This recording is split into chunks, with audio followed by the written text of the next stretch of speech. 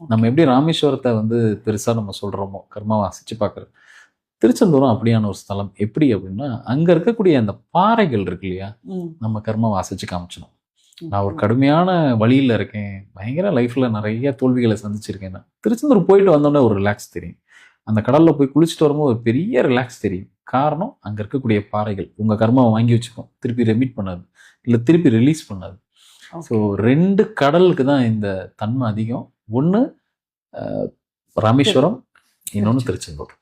இதுக்கு ஈடு இணை உலகத்திலே வேற எங்கேயும் கிடையாது. நானும் தேடிட்டு தான் இருக்கேன். ஆ. நானும் நெறைய ஸ்தலங்களுக்கு போய் பார்க்குறேன், கிடைக்கல. இந்த 2 இடம் தான் கர்மாவ நல்லா அசைச்சு பார்க்குது.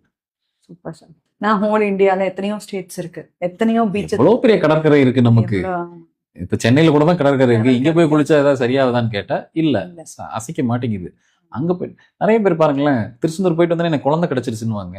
கண்டிப்பா. நெறைய பேர். காரணம் அது ஒரு குருஸ்தலம். அந்த குருஸ்தலத்தை தாண்டி உங்க கர்மாவை அசைச்சு விட்டா தானே குழந்தை கிடைக்கும்.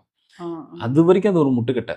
எனக்கு 10 வருஷம் குழந்தை இல்ல, 8 வருஷம் குழந்தை இல்லைன்னா, அந்த திருச்செந்தூர் போயிட்டு வந்தா கிடைக்குதுன்னு சொல்றதுக்கு ரீசன் என்னன்னா, அந்த கடல். அந்த இடத்துல அப்படி ஒரு தன்மை இருக்கு. அதை அசைச்சு